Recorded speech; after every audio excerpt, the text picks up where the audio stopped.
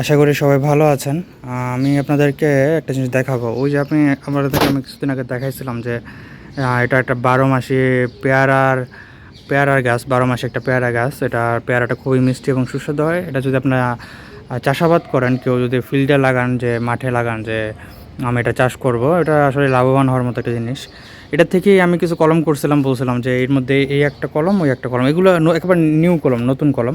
আগে যেগুলো পেয়ারা দেখাইছে ওগুলো হচ্ছিল আগের কলম, আর এগুলার আরও 1-1.5 বছর আগে করা ওই কলমগুলা, বা 1 থেকে 2 বছর আগে করা। কিন্তু এই কলমগুলো হচ্ছে একেবারে নিউ। এগুলো তো দেখেন কি সুন্দর ফুল আসছে। এগুলো কলম করা চারাই আপনার ধরেন খুব দ্রুত গ্রো করে, ফুল আসে, ফল আসে। এই দেখেন, এগুলো তো ওই যে এই পাশে ফুল আসছে, এটাতে আরও বেশি আসছে। আমি যদি এটা দেখাই, দেখেন সামান্য একটা বালতিতে লাগানো। হ্যাঁ, এটাও কিন্তু মরা মরা আসছিলো কিছুদিন আগে, এই যে এখন ফল ফুল আসে, মাশাআল্লাহ কি সুন্দর হয়েছে দেখেন।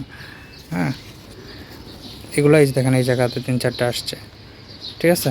তো এটা আর কি, যে আপনারা যদি এই 12 মাসে পেয়ারা যে গাছটা আছে, থাই পেয়ারা যেটা বলে, থাই 12 মাসে পেয়ারার যে গাছটা আছে, এটা আমার নাম্বারটা মনে নাই। নাম নাম যেমন পেয়ারা কিছু নাম্বার থাকে, আমেরও যেমন, আমের যেমন দেখেন বাড়ি 4, বাড়ি 14, বাড়ি 11 এরকম থাকে, এরকম এটারও একটা নাম্বার এবং নাম আসছে, কিন্তু আমার এটা মনে নাই আর কি।